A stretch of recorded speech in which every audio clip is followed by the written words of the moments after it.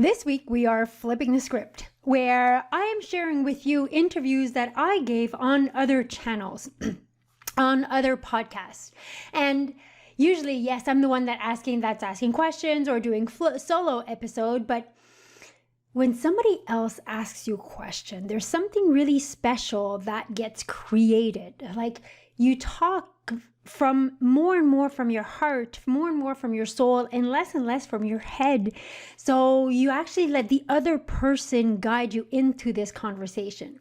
So this week I'm sharing with you an interview that I did with Michael Pacheco from the Remarkable Coach podcast. We talked about the fears, we talked about limiting beliefs, we talked about how we should all over ourselves, how to find your mission, we talk about psycholinguistics and how our language influences our behavior, and so much more. It's really an episode that I loved doing, and we really went deep on many topics. He was really good. So without further ado, here's my interview with Michael on the Remarkable Remarkable Coach podcast, on the topic of understanding yourself in order to succeed.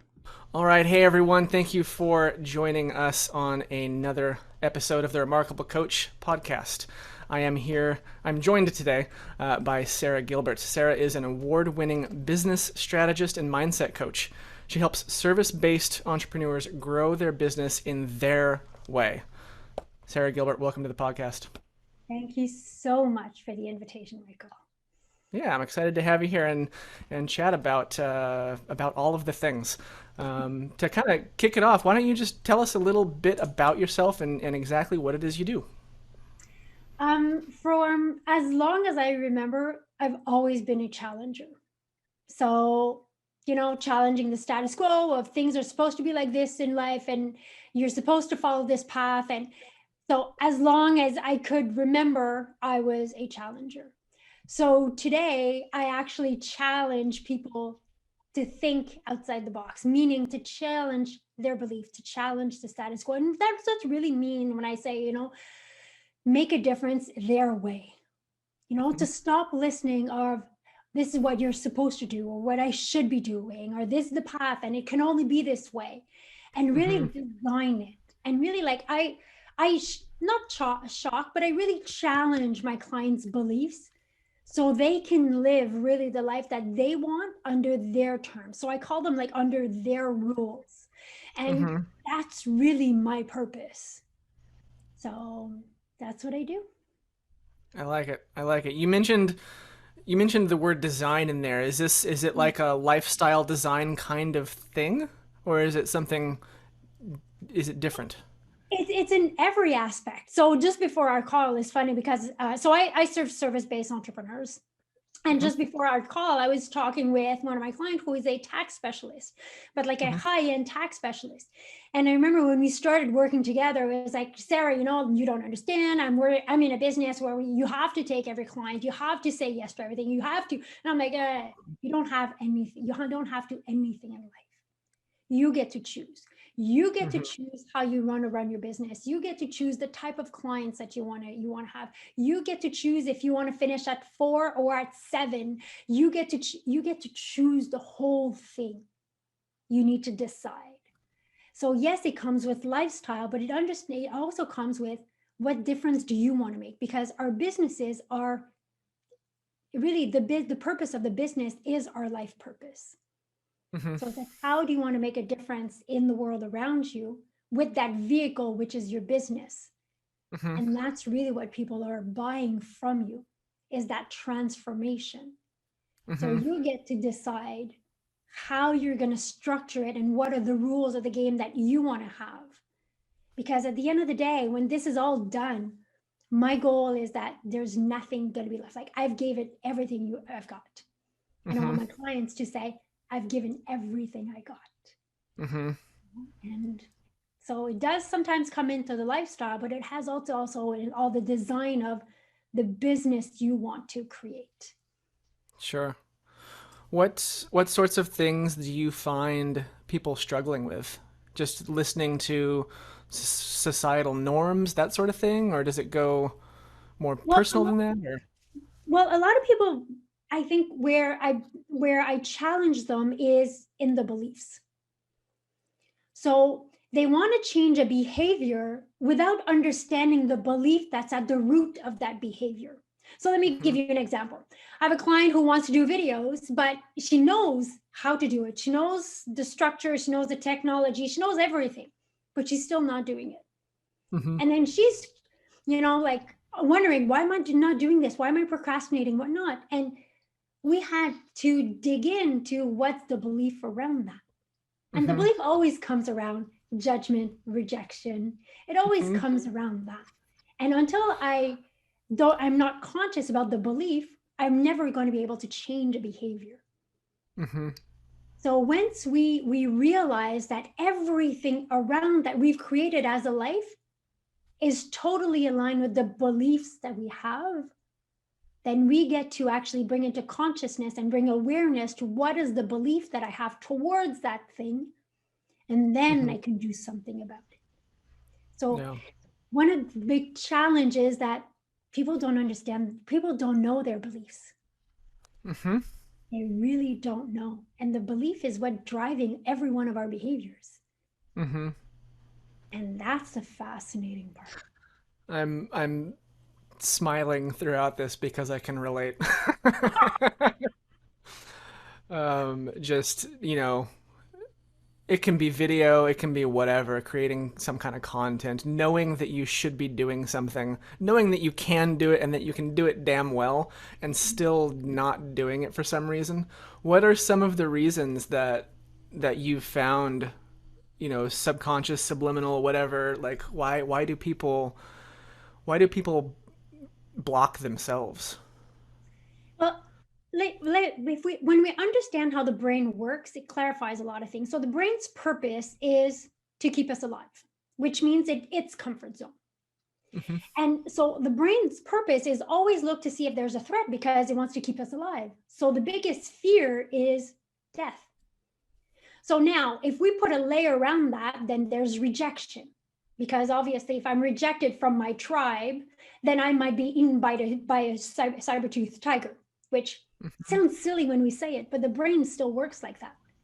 Hmm. Now, fear of rejection is what comes up all the time. Now, we might put other labels on it. I'm a perfectionist. Hmm. I don't want to be judged and judgment. These are all this. We're using different words to say that. Sarah, And you're speaking my language. keep, keep going, keep going. and that fear of not being loved. So these are all like parallel words, like I call them, but the root of that is the fear of death, the fear of rejection. Hmm. So I have a client, like he takes on every client, or he used to take on every client, and I'm like, okay, hold on, why are we taking all these clients? He's like, and he's doing everything for his client. And I'm like, okay, like it's not. And finally, we dig in and we dig in and we dig in. He goes, okay, Sarah, I want them to love me, because obviously, what's the opposite of love? It's being ignored, but it's also rejection. Apathy, yeah, or rejection, So, sure. exactly. So it all comes back to judgment, rejection, and it all Uh-huh. comes back to around that. So, which is interesting. So when we know there's a behavior that we want to do or stop doing for that matter, start asking ourselves is, okay, what could be the belief around that? Hmm. And that when you dig in and you really let the question sink, you'll get all your answers. Hmm. Because like I said, our beliefs is the reflection of our reality. That's what we see. Hmm. And that's it. So but that connection, we don't always make it. So, death and rejection are the, let's say, like the deepest level, like the true beliefs. What are some common beliefs that you find your clients, people in general, entrepreneurs in general, death and rejection, I can only assume would be wrapped up in something less terrifying, something more common? Like, what kind of beliefs does that question make sense? Well, there's a lot of beliefs. Anything that starts with I have to and I should. Mm-hmm. Mm-hmm. Those are all what I call them outside pressure. Mm-hmm. So in life, there's this outside pressure and then there's inner pressure. That outside pressure is I should be doing, I must do. These are all like outside, Mm-hmm. of the Sure. outside noise.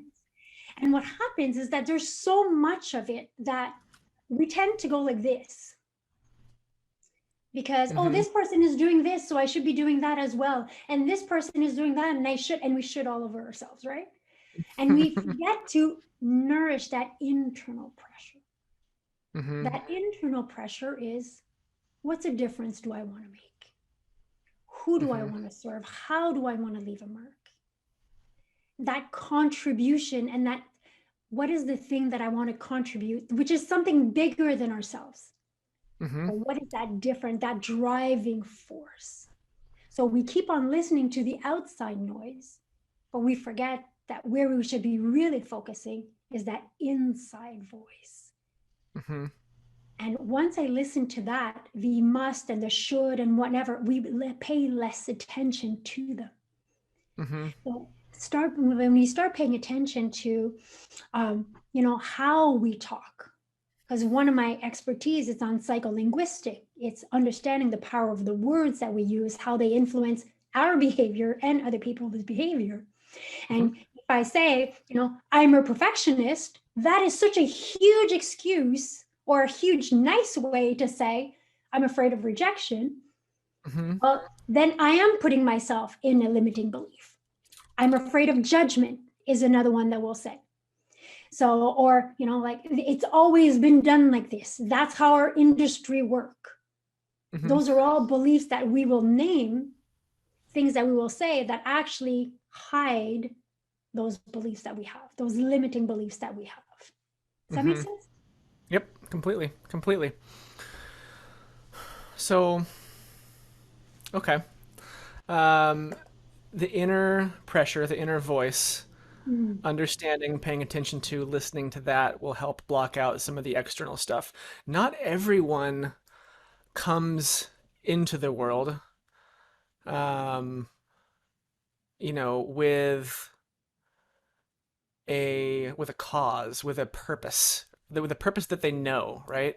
Mm. Um, how how can someone how can you help someone find their purpose if they don't know what it is? And Mm. they're like you said, they're kind of going on this kind of downhill slalom, just being bumped from outside pressures back and forth, and they don't know what their own purpose is, what their own voice is telling them. How can they tune into that? I love the question. And I love how you stated it, reframed it as in a purpose that they know. Because if we're here, it's because we do have a purpose, we do have a mission. So, and like finding your life purpose seems like such a complicated thing. And the way that I see it, and the way that I really help my clients navigate through that is I call it your intrinsic mission comes from one of two things. That's it. Mm-hmm. If there's something I lived in my life that I want more people to live, or I live something in my life that I want less people to live. So let's take an example. I have a client who's a financial advisor, has been working like a beast for probably 42 years, built a huge business and everything, worked a lot, like didn't see his family, whatever. Why? And when we dig in, because when he was a kid, he went to school with clothes that had holes in them and people made fun of him. And he Mm-hmm. said, never again. Mm-hmm. I want to make sure that this doesn't happen to me, nor this doesn't happen to anybody else again. Mm-hmm. And that is why today his driving force was to help people bring into stability so they can have money to be able to protect themselves and their family from comments like that, from Mm-hmm. feeling like that. So we all live something, and the further out we look, the further out we'll see. Mm-hmm. So the further back you look in your life, you'll see that there's something that you lived and you'll say, never again. Or everyone should live this. And that is our purpose. So you really want to take the time to ask yourself those questions. Like, why do I do what I do? And where does that come from? And then life events are going to start to pop up. Oh yeah, I remember I did this, and I remember I did that, and I remember. And then at one point you'll go, this is it. So continuously asking, oh, where does that come from? Where does that come from? And going with my favorite word in the entire planet is curiosity. And going with curiosity, and you'll put the finger on an event that happened. And it tends to be usually around the age of 7, which really goes in line with the development of the brain, and 7, 9 in those area. And there's a purpose in there. So when you build a business, it's a vehicle that's going to help you deliver on that purpose. Does that make sense? Yeah, I think so. So, tactically speaking, then, is that something that someone could do, just like journaling to work to figure that out? Asking for a friend. Asking for a friend. Well, journaling is a great way. Obviously, if you can talk it out with somebody, because that somebody, that other person is not emotionally charged in that situation versus we. So yes, in the best world, you will want to talk about with somebody because that person will be able to challenge. So where does that come from? What does that do? What happened then? You know, journaling would be the second option, because when you're journaling, it's a conversation with yourself. The thing is, when you're with yourself, we tend to sabotage, criticize, and judge ourselves, because we tend to be very good at judging ourselves. We don't need other people that much to judge. We can do it pretty well ourselves, you know. But that would be the second. The first one would really be, and you can make it not a game, but like a conversation with somebody that you are very comfortable with, and saying, okay, what happened in your life that you want less people to live, or you would like more people to live? And that, I call it, that's your gift. That's your gift to the world, is that you lived something and you want to share that. And saying, okay, never again, or everyone should. I like it. I like it. I want to share an idea that I've shamelessly stolen from one of my coaches.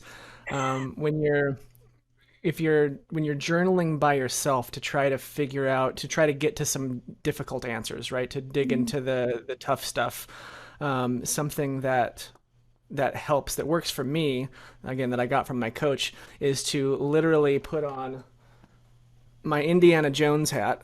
Oh yes. And think about it like it's an adventure. You're going into the dark cave to pull that jewel out, and you gotta get down through all the nasty stuff to get to the jewel at the heart of the cave. So, at least for me, as a rambunctious, adventuresome man, thinking about it in that sense, when I'm journaling, can help quite a bit. I think it's kind of a fun way to look at it. Definitely. And it's kind of also, the same line as creating your alter ego. Sure. Also, if you create your alter ego, doing it from that place of your alter ego is not stuck in that same mindset and those same emotions. So yes, and I love the word play. I love playing. So like, can we do it and just have fun? Yeah.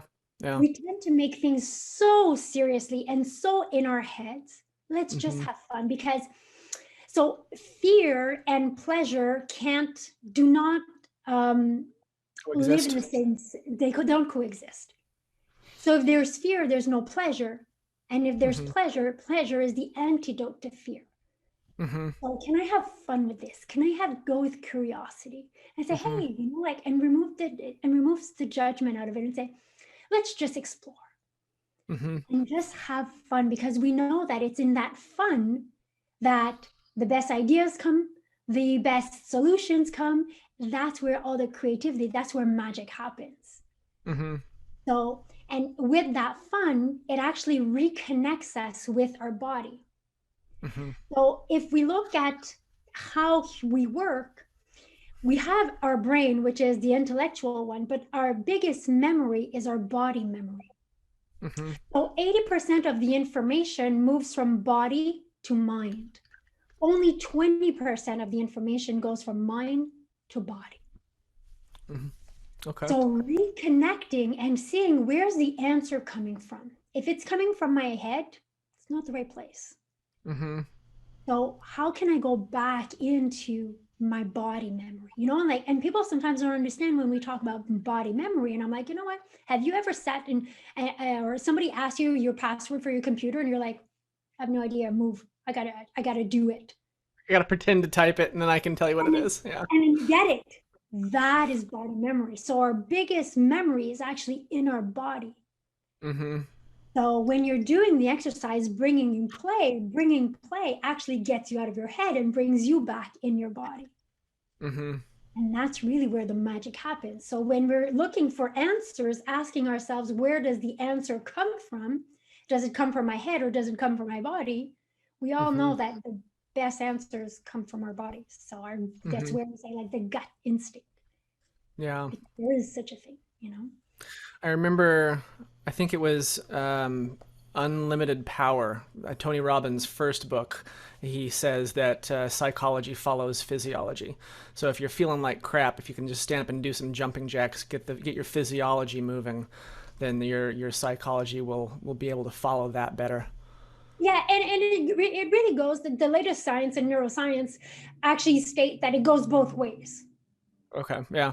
So your mind Sure. will change your body and your body will change your mind. It really goes both ways. So I think that we tend to have a preference, but Mm-hmm. understanding that yes, it definitely goes both ways, because if you're not feeling so good, go for a walk, you'll feel a lot better after, you know. Sure. So I don't know. I don't want to leave psycholinguistics quite yet. Tell me, like, just give me three super interesting, cool things about psycholinguistics. What are three of your favorite A quirks or? lot of the things that I like to really pay attention to is anything that follows I am. Uh-huh, sure. Because anything that follows I am is a command for the brain. Why? Okay. Because it's part of our identity. Uh-huh.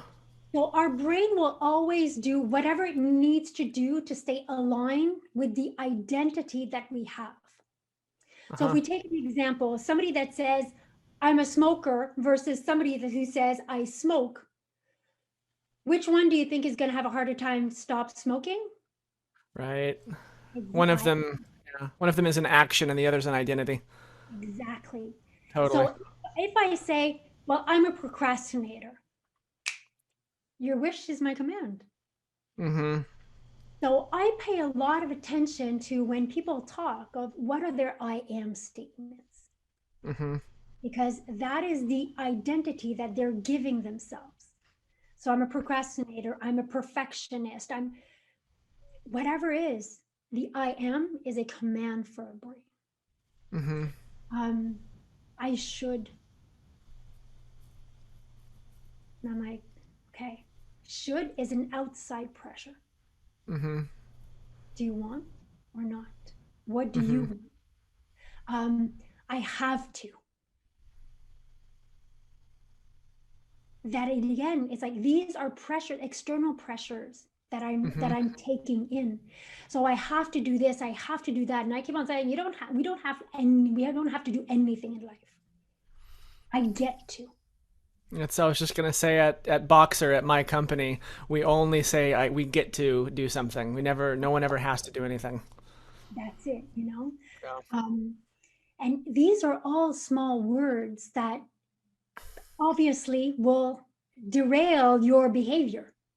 Mm-hmm. Because if I have to do that, even if I don't want to, I will still do because I have to. Mm-hmm. So, you know, when we start paying attention to those little words, Mm-hmm. then we start to noticing, oh, why am I going this way or that way or this way? I should do this.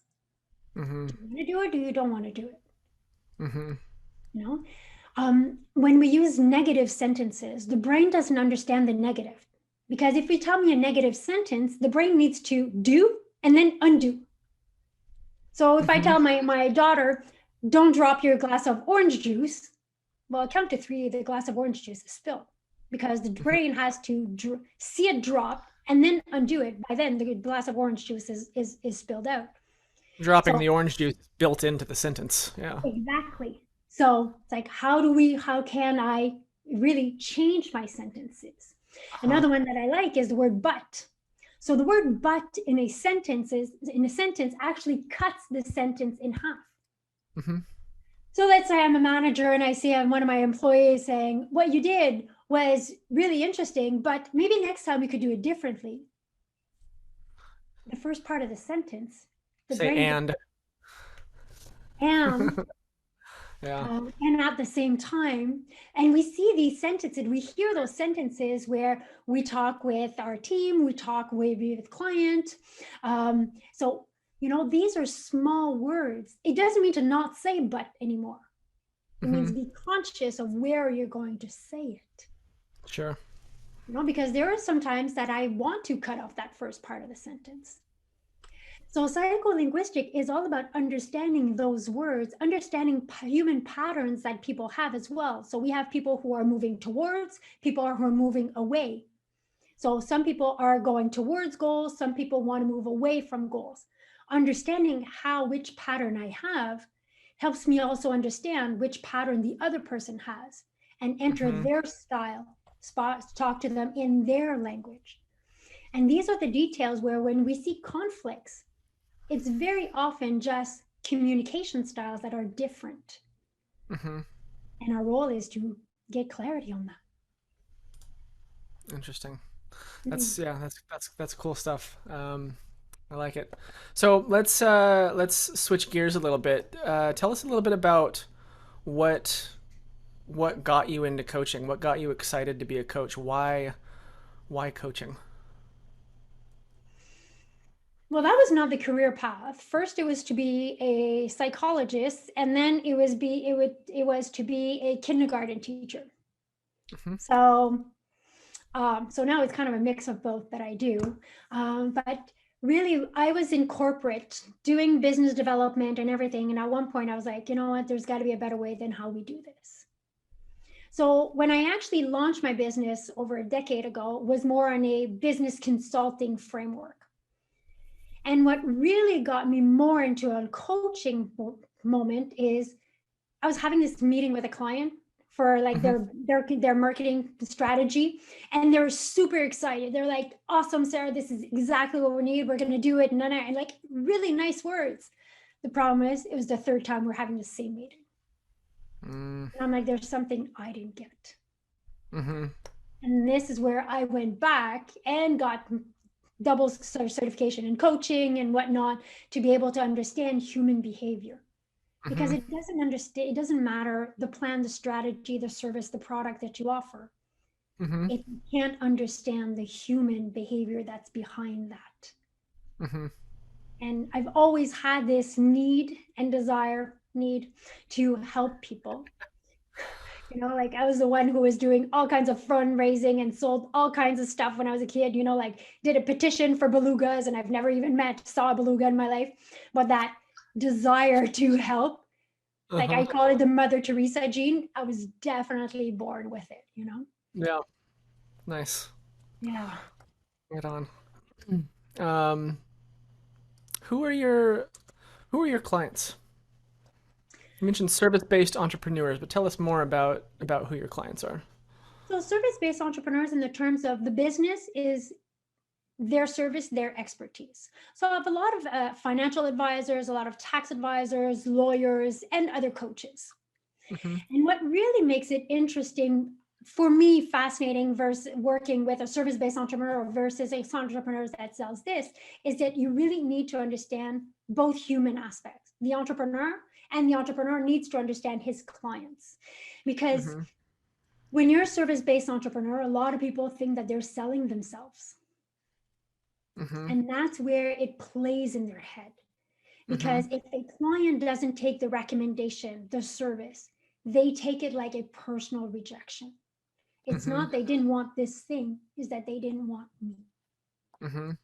And that's where understanding the behavior, and for me, it's that complexity of the human that's behind the business that becomes very fascinating. It's really Mm-hmm. playing in their head and helping them understand what's going on in their head. And I'm the type of coach that my goal is like that my clients don't need me. So I tell them something, they react. I tell them what I said, why I said that, and what does that do. So they can actually put that in their professional toolbox so they can help their clients with the same thing. So if I Okay. have a client who's afraid of, has a limiting belief, we'll work on it. And then I'll tell them exactly what I said, how I structured my sentence, whatever, so they can help their clients with their limiting beliefs. Mm-hmm. And that's really what I find fascinating in a service-based entrepreneur, because it's all in our heads. It Uh-huh. all, you know. Sure. Yeah. So how much I'm curious to know how much of what you do spills into marketing and things like that, because for me, obviously, my company Boxer is a marketing agency. If you see all these books back up here behind me, there's a fair chunk of those that are all about behavioral science, consumer psychology. This is stuff that I'm big into as well. um, do you, is are you helping your clients with um, you know, marketing sometimes as well, like how to position themselves, how to think about how they position themselves, their communications and that sort of thing? So there's three pillars in which I help them: is marketing, productivity, and mindset. So those are Okay. really the three pillars that I use. And marketing is a huge aspect, because marketing, the goal of marketing is one of two things. You either want to anchor the belief that your clients have, or you want to challenge a belief that your clients have. Mm-hmm. It's not, marketing is not about selling your service. And no, it's all about beliefs, because we operate from beliefs. Mm-hmm. And even Harvard made a study, and they stated that 95% of the decisions, buying decisions that humans do, are based on emotions. Mm-hmm. So we need to understand what our clients, what are the emotions that they want. So I often say, as a marketing strategy, you sell them what they want, you give them what they need. Mm-hmm. Nobody needs a plan. Nobody wants a plan, a strategy. What they're buying is the freedom. What they're buying is they're buying an emotion. Yeah. So we need to Certainty, understand safety. exactly, So what is the emotion that they're buying? And that is how you want to position your marketing. And there's Mm-hmm. many things in terms of human behavior that we want to understand that's going to make our marketing stronger. You know, Mm-hmm. the words that we use, the different behavioral patterns that people have. These are all things that you're going to be using in your marketing, because there's like 10 ways to present the same sentence, the same message. But according to different behavioral patterns that people have, you're going to position the message differently. Mm-hmm. But we need to understand those to be able to communicate those. So really, those are the three pillars that I work with my clients, like marketing, productivity, and mindset. And so, yes, it's a huge, huge part. And to be able to understand that, and it's truly fascinating to learn, and fascinating to share as well. Yeah. The human equation is um, unpredictable, but also predictable in many ways. And it's worth, I think it's also worth mentioning too, like, as you mentioned the Harvard study, people make the decision to purchase based on their emotions, and then they follow up to kind of validate that decision with logic. Yes, they So do. 100%. And when we position our message, we need to position our message in a way that's going to answer the number one conversation that people have, is the conversation with themselves. Hmm. So we need to word it in a way that I can tell myself that. And Hmm. that from there, I'll get home or I'll get at the office, I'll use that same wording to be able to tell my partner, business or professional, why I decided to do business with you.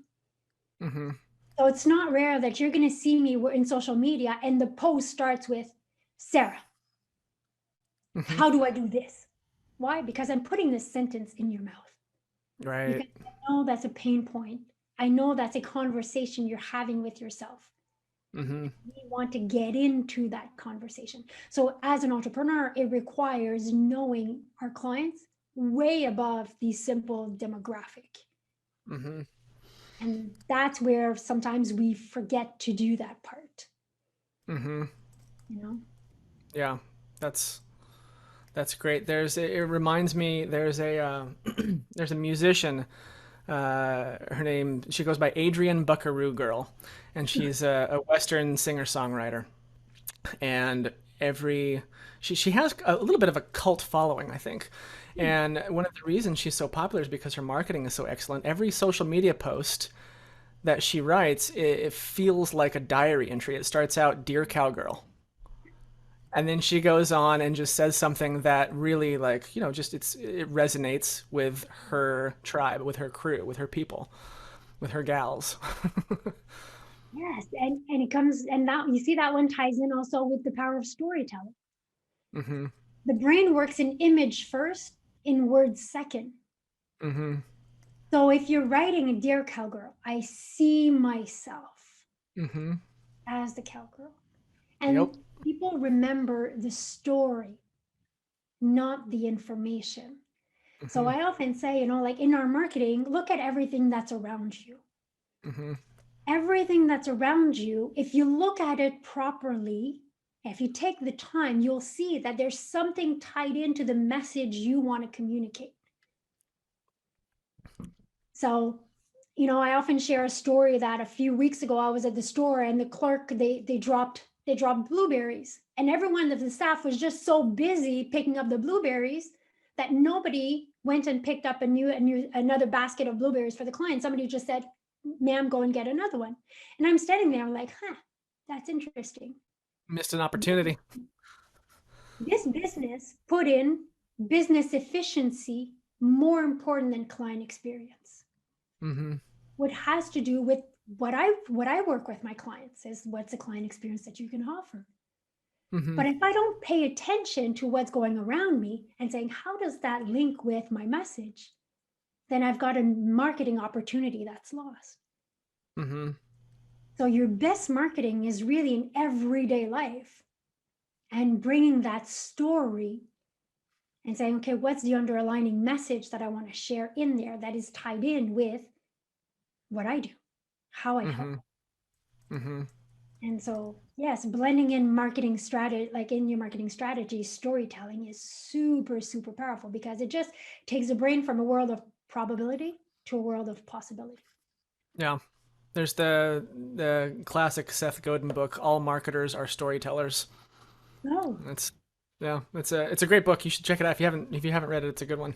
I haven't. I will definitely check it out. Thank you. Yeah, and it's exactly what you were just saying. Oh, yes. And it's a skill that we Mhm. It's a can, practice for sure, 100%. it's like anything else. We just practice it. Yeah. That's it, So, and that a lot, entrepreneurs gain a lot to Hmm. developing that, but it takes awareness as well. Yeah. Mhm. Cool. Well, I think we covered a bit about mindset in the psycholinguistics chat, and we just talked about marketing. Tell us a little bit about productivity. I also want to be cognizant and aware of your time. I know we're coming up, so just let me know if you got to run. But I'd love to chat at least briefly about productivity and that third pillar that we haven't hit on quite yet. Well, productivity is about having a business that runs like a business. Hmm. Okay, so having a business that's not always dependent on you, and that your business has no place to be in your head. So as Hmm. entrepreneur, we tend to have our businesses in our head, but that is the most precious square footage that we have. Hmm. So how do I structure my business to be able to take that information in out? So in productivity, I talk about, yes, the classic client segmentation, client journey, developing these tools, time management. It's Hmm. funny how time management is just emotional management. That's it. Hmm. That you have to love yourself and love your clients so much to put yourself first. Time is like money in a budget. If you don't pay yourself first, there's not going to be any money left at the end of the month. Well, time management is the same thing. And in this world where we're just so busy being busy. So I work with a concept which is called like the ideal week, which is not a revolution, where we're all time blocking. When I actually am intentional with my time, that's where we can see that we achieve so much more.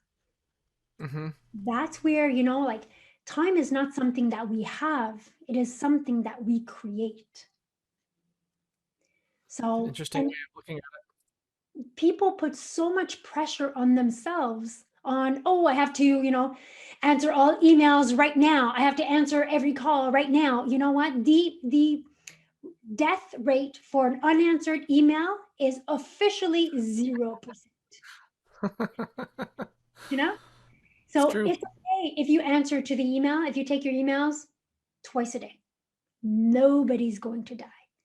People think that we need to be always. So we're putting pressure on ourselves that doesn't even exist. When a client says, I would need this, instead of saying, perfect, I'll get to you, but this to you by the end of the day, and you're hitting yourself because you said that, and your team is hating you because you said that, you can say, Mr. Smith, I'll get this to you by Friday. And you know what? 99% of the time, Mr. Smith is going to say, no worries. I'm not in a rush. Yeah. So that's where productivity is. So yes, we want a business that's structured in the business, that's no longer in our head, that we stop reinventing the wheel all the time. So we have processes for client meeting, onboarding clients, servicing clients. We have processes in there, and we manage our time and our energy to be able to fulfill and really nourish that internal pressure we're talking before, and move some of that external pressure. And so that it's a huge, huge piece, because as entrepreneurs, many are, they love their clients. They want to help. They want to save the world. Yeah. And I always say there's a difference between helping and saving. We want to help our clients, not save our clients. So it's an interesting distinction. It is huge. Yeah.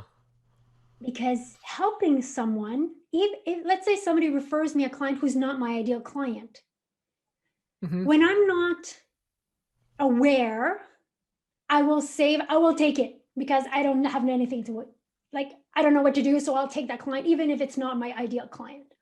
But when I'm aware and I understand the difference between helping and saving, I might say, I'm not the best person for you, but here's a resource, here's a referral. I'm helping, not saving. So I challenge often my clients on that. I'm like, that's interesting. Did we help or did we save? And I always get the same answer, like, it's conditioning, because we want to help, we want to serve. But an hour is an hour. Like that I spend it with a top client, or that I spend it with somebody who's not even my ideal client, an hour is an hour. And so many times entrepreneurs, I say, it's like a dental surgeon doing a cleaning. We're losing expertise. And they're like, I really don't like it when you say that, Sarah. I'm like, you're welcome. Because it brings them to reality of, an hour is an hour. Yeah.